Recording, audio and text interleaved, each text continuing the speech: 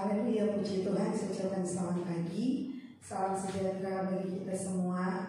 Walaupun kita masih ada di rumah kita masing-masing, tapi tidak mengurangi sukacita kita untuk kita tetap beribadah, memuji memuliakan nama Tuhan. Sebab Dia Allah layak kita puji. Dia telah mati buat saya dan saudara, Dia telah bangkit buat saya dan saudara. Untuk itu kita siapkan kehidupan kita, untuk kita mau menyembah Tuhan, kita mau masuk dalam hadirat Tuhan.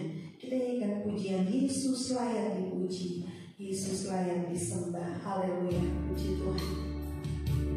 Terima kasih Tuhan Yesus. Terima kasih Allah yang luar biasa. Haleluya Yesus. Puji Tuhan. Yesus layak dipuji, Yesus layak disembah.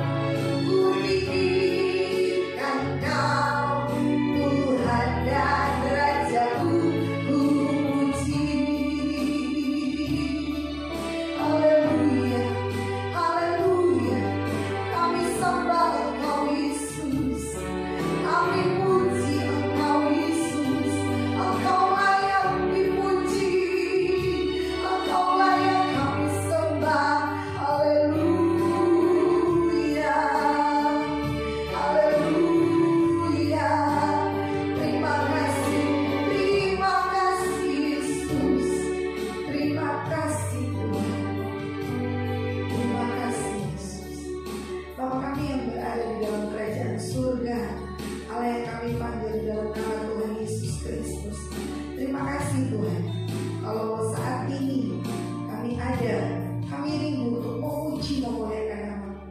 Kami yakin Engkau telah bangkit bagi kami, Engkau hidup bagi kami. Terima kasih Tuhan buat kebaikan-Mu. Kami akan memulai ibadah kami pagi hari ini dengan mengucap syukur di dalam nama Tuhan Yesus Kristus. Haleluya. Amin. Puji Tuhan. Kita akan memuji Tuhan. Kita akan pujian rayakan Yesus, rayakan. Haleluya.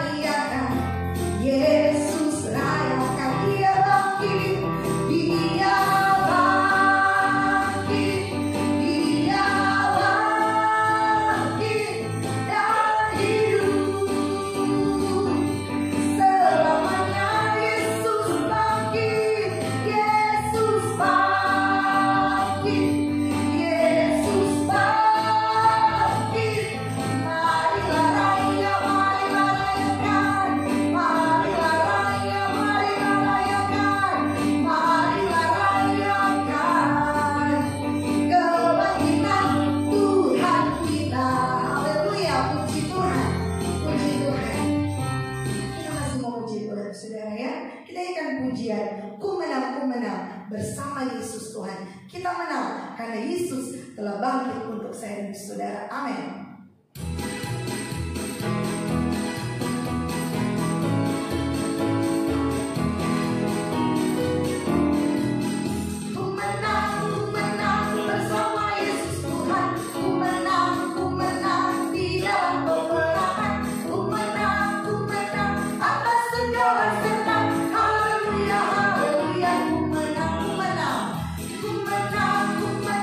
Bersama Yesus Tuhan, ku menang.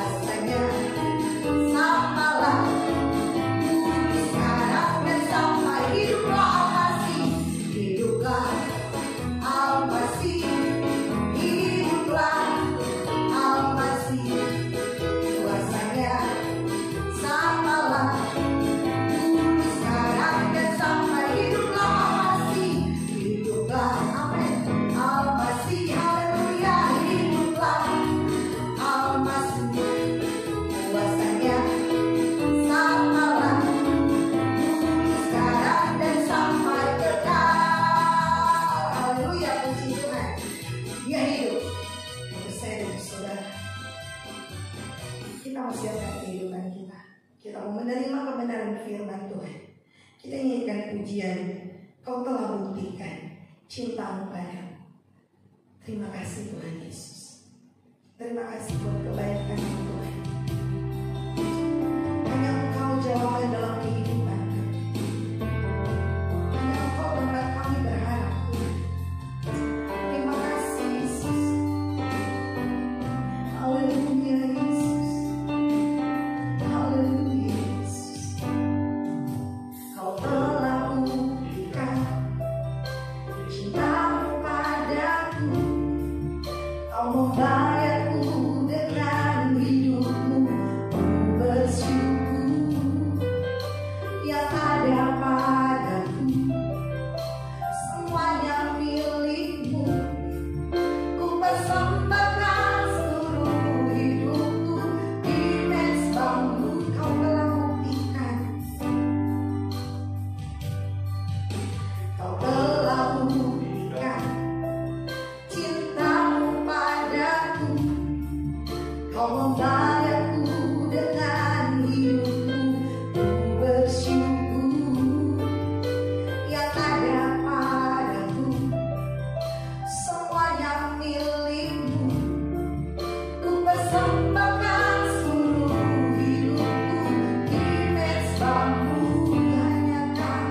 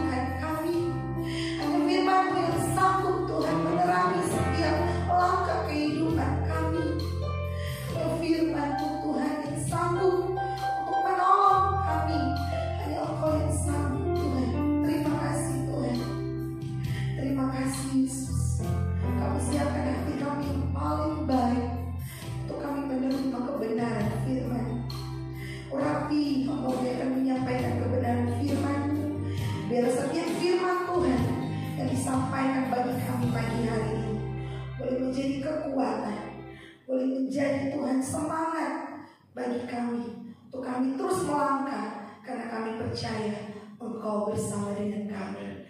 Di dalam nama Tuhan Yesus Kristus. Haleluya. Amin. Puji Tuhan. Saya serahkan kepada Bapak Gembala. Haleluya, saudara-saudara, kita bersyukur pagi ini kita masih boleh merenungkan firman Tuhan. Hari ini adalah hari istimewa, hari Minggu Domingos, harinya Tuhan. Hari ini kita memperingati hari kebangkitan Yesus dari antara orang mati. Mari kita renungkan firman Tuhan 1 Korintus 15, masih ayat yang sama yang kita baca hari Jumat yang lalu. Apa yang dikatakan oleh firman Tuhan? Ayat 3, sebab yang sangat penting telah kusampaikan kepadamu, yaitu apa yang telah kuterima sendiri ialah bahwa Kristus telah mati karena dosa-dosa kita sesuai dengan kitab suci, bahwa ia telah dikuburkan dan bahwa ia telah dibangkitkan pada hari yang ketiga sesuai dengan kitab suci, bahwa ia telah menampakkan diri kepada Kefas dan kemudian kepada ke-12 muridnya. Sesudah itu ia menampakkan diri kepada lebih dari 500 saudara sekaligus. Kebanyakan dari mereka masih hidup sampai sekarang, tetapi beberapa di antaranya telah meninggal. Selanjutnya ia menampakkan diri kepada Yakobus, kemudian kepada semua rasul, dan yang paling akhir dari semuanya, ia menampakkan diri juga kepadaku, sama seperti kepada anak yang lahir sebelum waktunya. Saudara-saudara, di sini Paulus membeberkan saudara-saudara bukti-bukti faktual tentang kebangkitan Yesus. Tentang kebangkitan Yesus. Sebab kalau kita membaca di dalam kitab Injil Matius, ketika Yesus bangkit, kemudian para ahli-ahli Taurat, orang Farisi, pemimpin-pemimpin agama Yahudi, mereka membayar penjaga-penjaga kubur yang menjaga kubur Yesus, dan mereka berkata, katakan saja mayat Yesus itu dicuri oleh murid-murid pada waktu kamu tidur. Sehingga Alkitab berkata bahwa cerita itu berkembang di kalangan orang Yahudi sampai pada hari ini. Sehingga mereka berkata bahwa Yesus tidak bangkit, melainkan Yesus mayatnya dicuri oleh murid-murid. Itu adalah siasat tipu muslihat daripada para pemimpin-pemimpin agama Yahudi pada waktu itu. Tetapi firman Tuhan berkata, menuliskan secara faktual, saudara-saudara, dasar dari iman kita. Pertama, ia telah disalibkan, ia telah dibunuh untuk dosa-dosa kita. Tetapi tidak sampai di situ saja, ia telah dikuburkan. Ini adalah sebuah fakta. Dan bahwa ia telah dibangkitkan pada hari yang ketiga sesuai dengan kitab suci. Jadi saudara-saudara, sekali lagi pengorbanan Yesus adalah sebuah pengorbanan yang terencana oleh Allah Bapa di sorga. Bukan sebuah korban dadakan, tetapi sebuah korban yang terencana. Kita sudah membaca firman Tuhan, sebelum dunia dijadikan, korban Yesus telah dipersiapkan oleh Tuhan. Nubuat tentang apa yang akan dialami, diderita oleh Yesus, bahkan kebangkitannya pun telah diberitahukan oleh firman Tuhan sebelumnya. Di dalam kitab Injil Matius pasal 12, ketika para ahli-ahli Taurat, orang Farisi meminta sebuah tanda dari Yesus, lalu Yesus menjawab mereka. Injil Matius pasal 12 ayat 39, saudara-saudara, Yesus berkata kepada mereka, tetapi jawab Yesus kepada mereka, angkatan yang jahat dan tidak setia ini menuntut suatu tanda, tetapi kepada mereka tidak akan diberikan tanda selain tanda Nabi Yunus. Sebab seperti Yunus tinggal di dalam perut ikan 3 hari 3 malam, demikian juga anak manusia akan tinggal di dalam rahim bumi 3 hari 3 malam. Saudara-saudara, Yesus mengatakan sebuah tanda, yaitu tanda Nabi Yunus. Apa yang dialami oleh Nabi Yunus ketika dia memberitakan firman Tuhan, berita pertobatan kepada orang-orang Niniwe. Dikatakan di sana, dikisahkan dalam kisah Nabi Yunus, dia ditelan oleh ikan yang besar itu, dan dia ada di sana selama 3 hari 3 malam. Dan rupanya itu adalah merupakan sebuah sebuah gambaran, bayangan bagaimana Yesus pun akan ada di dalam perut bumi selama 3 hari 3 malam. Selanjutnya saudara-saudara, di dalam kitab Hosea pasal yang ke-6, kita membaca apa yang dinubuatkan oleh Nabi Hosea. Disebutkan demikian. Hosea pasal 6 ayat 2, Ia akan menghidupkan kita sesudah 2 hari. Pada hari yang ketiga, Ia akan membangkitkan kita dan kita akan hidup di hadapannya. Jadi ada kebangkitan disebutkan pada hari yang ketiga. Jadi itulah saudara-saudara yang dikatakan oleh Alkitab, sudah dinubuatkan oleh Alkitab mengenai apa yang dialami oleh Yesus. Dia mati, dia dikuburkan, dan juga dia dibangkitkan. Ini adalah sebuah fakta. Ini adalah sebuah peristiwa yang sungguh-sungguh terjadi untuk membuktikan bahwa dia hidup. Di dalam kitab Wahyu pasal yang pertama, saudara-saudara, ketika Yesus menyatakan diri, menampakkan diri kepada Rasul Yohanes di Pulau Patmos dalam sebuah wahyu, firman Tuhan di sana, Rasul Yohanes melihat Yesus dalam gambaran yang begitu mengagumkan. Lalu ayat yang ke-17, ketika aku Yohanes melihat Yesus, tersungkurlah aku di depan kakinya, sama seperti orang yang mati. Tetapi ia meletakkan tangan kanannya di atasku, lalu berkata, jangan takut, aku adalah yang awal dan yang akhir, dan yang hidup. Aku telah mati, namun lihatlah, aku hidup sampai selama-lamanya, dan aku memegang segala kunci maut dan kerajaan maut. Apa yang dikatakan oleh Yesus sendiri kepada Yohanes, lihatlah, aku telah mati. Rasul Yohanes tahu persis bagaimana proses kematian Yesus. Lihatlah, aku telah mati, namun lihatlah juga aku hidup selama-lamanya. Aku hidup sampai selama-lamanya, dan bukan hanya sampai di situ saja, aku memegang segala kunci maut dan kerajaan maut. Dia bangkit dari antara orang mati. Sekarang dia menguasai kunci maut dan kunci alam maut. Saudara-saudara, itulah makna luar biasa dari kebangkitan Yesus bagi kita. Firman Tuhan berkata, oleh kematiannya, dalam kitab Ibrani, oleh kematiannya Yesus telah memusnahkan iblis yang berkuasa atas maut. Dan sekarang dia bangkit, saudara-saudara, bangkit dari antara orang mati itu, membuktikan bahwa dia adalah Allah, membuktikan maut tidak berkuasa atasnya. Dan saudara-saudara, bagi kita, apakah makna dari kebangkitan Yesus itu? Apakah ini hanya sebuah cerita legenda yang membuat kita terkagum-kagum? Tidak, saudara-saudara. Tidak hanya sekadar, ini bukan sebuah sekadar cerita legenda, bukan. Tetapi ini adalah sebuah kisah nyata, kisah faktual yang merupakan dasar iman kita. Apa maknanya bagi kita? Di dalam kitab Roma, saudara-saudara, kita melihat firman Tuhan. Di dalam kitab Roma pasal yang keempat, makna pertama dari kebangkitan Yesus dari antara orang mati disebutkan, saudara-saudara, Roma pasal 4 ayat yang ke-24. Firman Tuhan berkata, tetapi ditulis juga untuk kita, sebab kepada kita pun Allah memperhitungkannya, karena kita percaya kepada Dia, kepada Allah yang telah membangkitkan Yesus Tuhan kita dari antara orang mati. Ayat 25, yaitu Yesus yang telah diserahkan karena pelanggaran kita dan dibangkitkan karena pembenaran kita. Yesus yang telah diserahkan, dibunuh karena pelanggaran kita, tetapi kemudian juga dibangkitkan karena pembenaran kita. Yang pertama, saudara-saudara, makna kebangkitan Yesus dari antara orang mati bagi kita, kita dibenarkan di hadapan Allah. Kita memperoleh pembenaran di hadapan Allah. Saudara-saudara, apa akibatnya bagi kita? Ibrani pasal yang keempat ayat 16, Ibrani pasal yang ke-10 ayat 19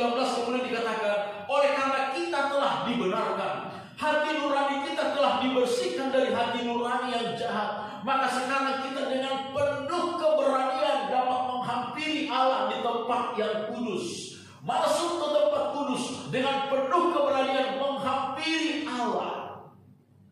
Luar biasa, saudara-saudara. Yang sebelumnya hal itu tidak mungkin dilakukan oleh seorang manusia yang berdosa di hadapan Tuhan. Tetapi sekarang ia telah membenarkan kita di hadapan Allah Bapa. Dan sekarang ini kita dengan penuh keberanian dapat menghampiri Allah tanpa melalui manusia pengantara yang lain. Langsung kepada Allah, langsung kepada Yesus. Kita dapat menghampiri Dia kapan saja, di mana saja, di setiap waktu, di setiap kondisi, di setiap saat, saudara-saudara, kita dapat menghampiri Tuhan.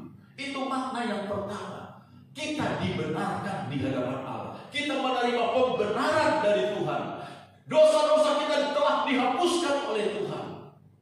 Ketika setan datang mendakwa kita di hadapan Allah, Yesus datang sebagai pembela bagi kita dan membenarkan kita di hadapan Allah. Luar biasa.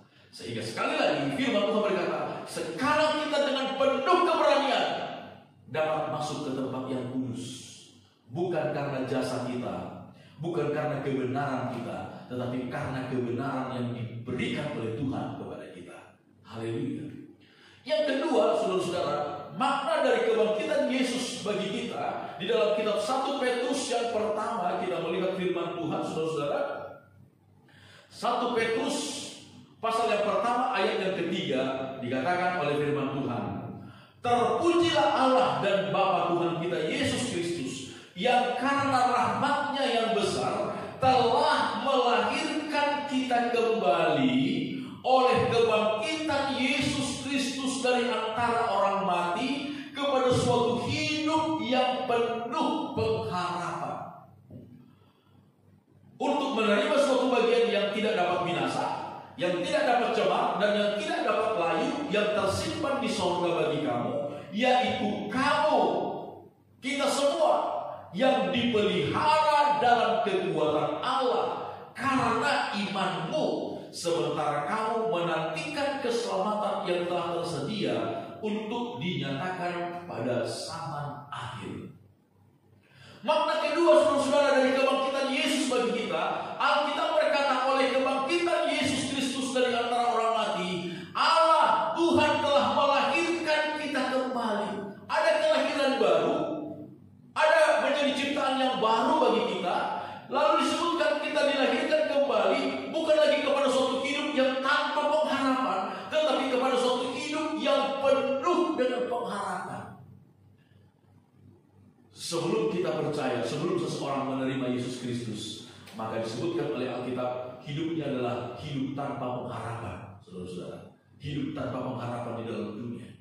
Tetapi ketika kita percaya akan korban Yesus yang telah mati untuk segala dosa kita, Dia telah bangkit untuk membenarkan hidup kita. Maka yang kedua disebutkan adalah kita hidup dibangkitkan kepada suatu hidup yang penuh pengharapan, yang penuh pengharapan. Ayat yang kelima, yaitu kamu yang dipelihara dalam kekuatan Allah. Saudara-saudara, hari-hari ini masa-masa yang sulit, masa-masa yang sukar, tetapi Alkitab dengan tegas berkata kepada kita, kita dipelihara dalam kekuatan Allah. Kekuatan dunia ini, kekuatan setan coba untuk merampas kita, coba untuk mengganggu kita. Tetapi yakin, hidupmu, hidup saya, hidup kita orang percaya dipelihara dalam kekuatan Allah. Dan kalau kita dipelihara dalam kekuatan Allah, kekuatan manakah yang dapat mengganggu kita, saudara-saudara? Setan dunia ini silahkan saja mencoba untuk merampas kita. Tetapi selama kita ada dalam pemeliharaan kekuatan Allah, kita aman, saudara-saudara. Kita aman. Walaupun seringkali kita mengalami kecemasan melihat situasi lingkungan kita, situasi dunia hari-hari ini, saudara-saudara, percayalah, hidup saudara, hidup saya, hidup kita semua adalah pemeliharaan kekuatan Allah. Kita yang ada di Indonesia hari-hari ini harus semakin banyak berdoa, merendahkan diri di hadapan Tuhan. Selain wabah penyakit, saudara-saudara, hari-hari ini kita juga dikejutkan dengan berita-berita tentang bencana alam. Tetapi yakin, saudara-saudara, yakinlah, Alkitab berkata kepada kita, kita dipelihara di dalam kekuatan Allah yang maha dahsyat, yang maha kuat, yang tidak ada satupun yang dapat merampas kita dari dalamnya. Alkitab dengan jelas dikatakan, yaitu kamu, saya dan saudara dipelihara dalam kekuatan Allah karena iman kita kepada Tuhan. Saudara-saudara, itu sebabnya di dalam kitab Ibrani, kembali dalam kitab Ibrani pasal yang keempat, dikatakan demikian. Karena kita ada dalam pemeliharaan Tuhan. Ibrani pasal 4 ayat yang ke-16. Sebab itu, marilah kita dengan penuh keberanian menghampiri tahta kasih karunia, tahta rahmatnya Allah, supaya kita menerima rahmat dan menemukan kasih karunia untuk mendapat pertolongan kita pada waktunya. Haleluya, saudara-saudara. Kita mempunyai seorang imam besar agung yang telah membenarkan kita di hadapan Allah Bapa. Kita ada dalam rencana Allah yang besar. Kita dilahirkan kepada suatu kehidupan yang penuh pengharapan oleh iman kita kepada Yesus Kristus, imam besar agung kita. Lalu ayat 16, sebab itu marilah kita dengan penuh keyakinan, tanpa keraguan, tanpa kekhawatiran, dengan penuh keberanian kita hampiri tahta kasih karunia Allah, menghampiri dalam kerendahan hati kita, menghampiri dalam rasa syukur kita, supaya apa? Supaya di sana kita menerima rahmat Tuhan, supaya di sana di tahta anugerahnya kita menerima kasih karunia. Kasih karunia demi kasih karunia, anugerah demi anugerah kita terima di hadirat Allah Bapa kita. Yaitu apa? Untuk mendapat pertolongan kita pada waktunya. Amin, saudara. Mendapat pertolongan tepat pada waktunya, tidak akan pernah terlambat sedetik pun, atau 1/1.000.000 detik pun pertolongan Tuhan tidak akan terlambat bagi saudara dan bagi saya. Kenapa? Ia telah mati untuk kita, ia telah dibangkitkan untuk kita, membenarkan kita di hadapan Allah, dan melahirkan kita kembali kepada suatu hidup yang penuh pengharapan. Sehingga di dalam hidup yang penuh pengharapan itu, kita dipelihara dalam kekuatan Allah. Amin. Allah sanggup melindungi kita dengan sempurna.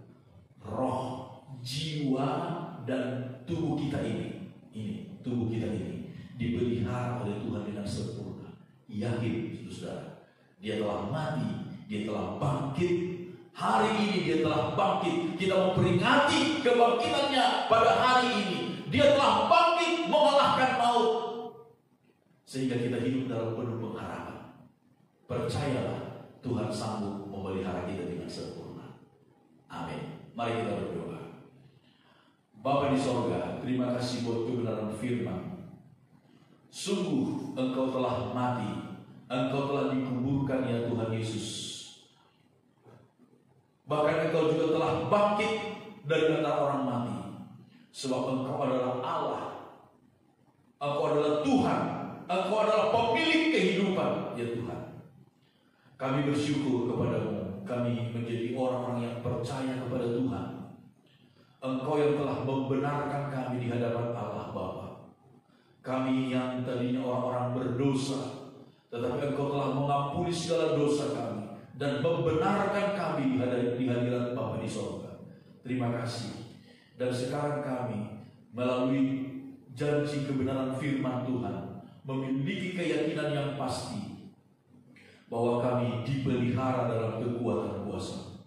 Tuhan, hamba-Mu berdoa buat setiap umat-umat-Mu, biarlah Engkau nyatakan bukti pemeliharaan-Mu yang penuh kuasa kepada kami. Engkau pelihara kami ketika setiap umat-Mu datang menghampiri Engkau di tahta anugerah-Mu. Biarlah rahmat dan kasih karunia yang melimpah dari sorga dialami, diterima oleh umat-Mu. mendapatkan pertolongan yang sempurna tepat pada waktunya ya Tuhan. Terpujilah nama-Mu Tuhan. Hiburkan umat-Mu, kuatkan kami semua, sembuhkan umat-Mu lewat kebenaran firman-Mu saat ini. Kami berdoa terus untuk bangsa dan negara kami Indonesia. Kami serahkan bangsa dan negara kami mohonkan berkat-Mu untuk bangsa dan negara ini. Tuhan tolong bangsa dan negara kami. Tuhan, selain wabah penyakit, bangsa dan negara kami juga hari-hari ini dihadapkan kepada Tuhan berita-berita bencana yang terjadi. Tuhan tolong lindungilah bangsa dan negara kami. Luputkanlah bangsa dan negara kami di situasi yang sangat sulit hari-hari ini. Kami berdoa untuk pemerintah kami, baik pemerintah pusat, pemerintah daerah, provinsi, kabupaten, kota. Tuhan tolong mereka. Tuhan karuniakan mereka hati yang bijaksana, hati yang jujur, hati yang tulus ikhlas bekerja ya Tuhan, hati yang sungguh-sungguh takut kepada Tuhan dalam nama Yesus. Setiap oknum atau kelompok ya Tuhan yang coba-coba mengambil keuntungan pribadi dari situasi yang sedang terjadi di tengah-tengah bangsa dan negara kami, Tuhan, Engkau nyatakan segala ketidakbaikan mereka, nyatakan segala kejahatan mereka, dan hancurkan segala perbuatan jahat, segala niat jahat mereka. Demi nama Tuhan Yesus Kristus, kami berdoa memohon kepadamu, hancurkan segala niat jahat dan perbuatan jahat mereka. Terpujilah nama Tuhan. Kami berdoa juga ya Tuhan untuk aparat keamanan kami, TNI dan Polri, yang bekerja untuk menjaga keamanan ketertiban di seluruh negara kami Indonesia. Tuhan berkati mereka, karuniakan mereka hati yang sabar, karuniakan mereka hati yang bijaksana untuk melaksanakan tugas-tugas mereka, sehingga terjadilah keamanan dan ketertiban yang baik di seluruh negara kami Indonesia ini. Kami juga berdoa ya Tuhan untuk seluruh tenaga kesehatan di tengah-tengah bangsa kami yang sekarang ini, hari-hari ini sedang mengabdikan diri luar biasa mereka Tuhan untuk melayani seluruh pasien yang ada. Tuhan tolong mereka, Tuhan berikan kepada mereka kesabaran, Tuhan berikan kepada mereka ya Tuhan hati yang bijaksana, sehingga mereka dapat ya Tuhan menangani dengan penuh kasih sayang seluruh pasien yang ada, sambil menjaga diri mereka tidak terkena ya Tuhan, tidak terpapar dengan virus corona yang sangat berbahaya ini. Terima kasih Tuhan, terpujilah nama Tuhan. Inilah doa dan permohonan kami. Kami bersyukur buat firman-Mu di dalam nama Tuhan Yesus Kristus. Haleluya. Amin. Selamat hari Minggu, selamat hari Paskah, selamat kita menikmati kuasa kebangkitan Tuhan. Amin. Tuhan Yesus memberkati kita.